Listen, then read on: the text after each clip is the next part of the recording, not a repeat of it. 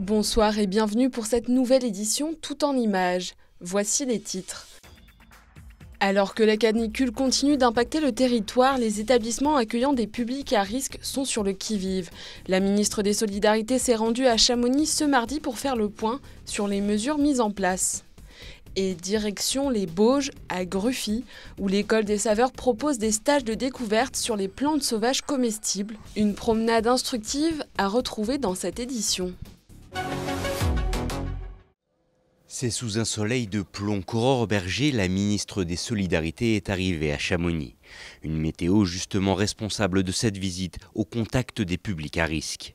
Des jeunes enfants et des seniors qui bénéficient d'une attention particulière afin de les aider à s'adapter à la vague de chaleur qui traverse le pays actuellement. Les sorties sont soit très tôt le matin, soit tard l'après-midi. Donc on ferme les fenêtres puisqu'on a un système de ventilation avec de l'air frais en journée. On ferme également tout ce qui est volet ou BSO, enfin les brises de soleil. Et puis on hydrate, on accompagne les enfants à s'hydrater au maximum. Donc ils ont les verres d'eau en accession en permanence, mais par le biais de petites comptines et de jeux, on les invite à boire aussi régulièrement, parce que les tout petits n'ont pas forcément la sensation de soif, et donc c'est bien de pouvoir les accompagner. Et puis après, beaucoup de jeux d'eau, beaucoup d'activités autour de l'eau. Des mesures détaillées à la ministre qui s'est également rendue dans l'établissement attenant, accueillant 55 seniors. Là aussi, tout a été mis en place afin de minimiser l'impact de la canicule sur les pensionnaires. Cet après-midi, on a pu servir un goûter qui est une glace, donc ça permet effectivement de concourir à un bien-être des résidents. Voilà, il y a un ensemble de mesures, de veille à la fois, prise de température dans les locaux, et puis de mesures de prévention auprès des personnes.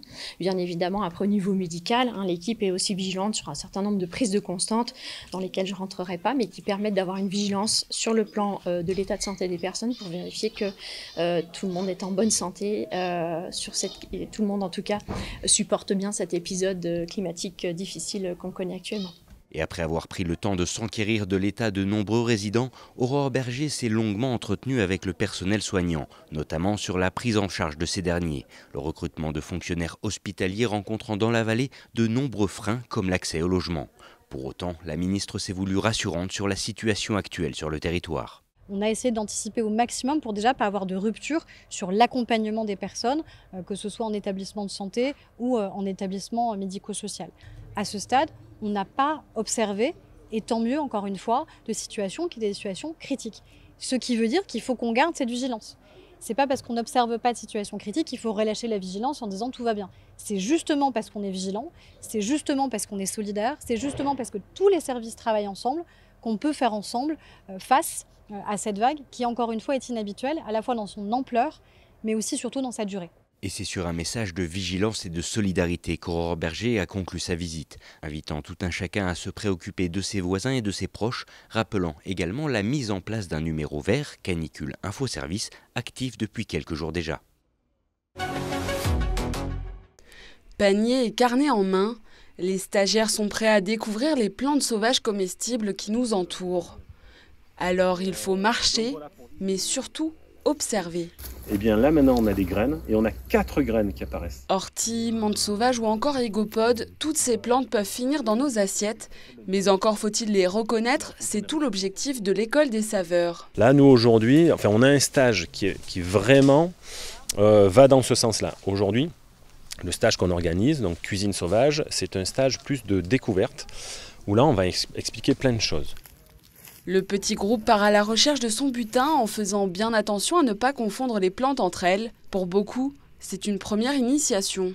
Je trouve ça intéressant de changer un petit peu, déjà de savoir quand on se promène ce qu'on peut manger, ce qu'on ne peut pas manger, ce qu'on peut ramasser. Nous, on fait énormément de marches, de randonnées, et c'est vrai qu'on ne connaît pas les plantes qu'on côtoie régulièrement. D'autres viennent chercher de nouvelles inspirations pour leur quotidien.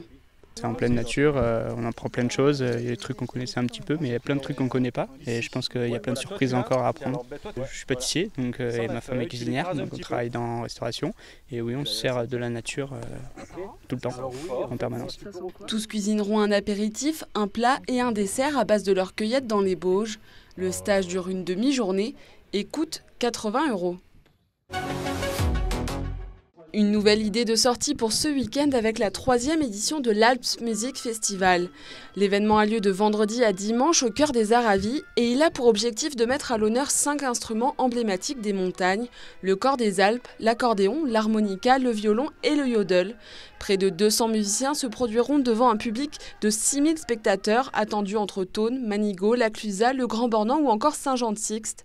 Sébastien Germain a pu contacter Christophe Pessé, le président de l'association organisatrice du festival. L'idée, c'était de mettre en lumière le patrimoine paysager et culturel des Aravis, en lumière avec les musiques de montagne. Alors, quelles sont les musiques de montagne? Eh bien, c'est le cor des Alpes, l'accordéon, l'harmonica, le yodel et le violon.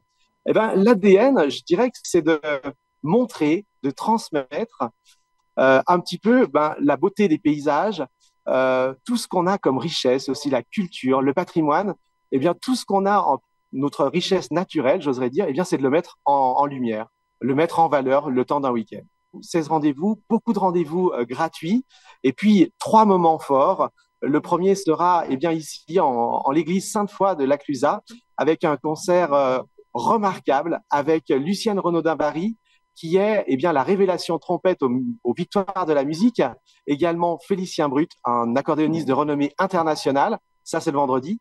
Le samedi, c'est un Raconte-moi les Aravis. C'est un spectacle pyro-musical qui va se faire au lac de Thuy. C'est à l'entrée de Thônes. Là, c'est pareil. C'est une mise en lumière du patrimoine. On va faire carrément une visite virtuelle des Aravis, entrecoupée de musique, entrecoupée de pyrotechnie, avec des danseurs, avec des musiciens. Puis ensuite, on a le spectacle au Grand Bornand, c'est les Euch-Didritten. C'est probablement la meilleure yodeleuse au monde. C'est déjà la fin de cette édition. Merci à tous de l'avoir suivi. On se retrouve demain pour un nouveau journal. D'ici là, passez une belle soirée sur 8 Mont Blanc.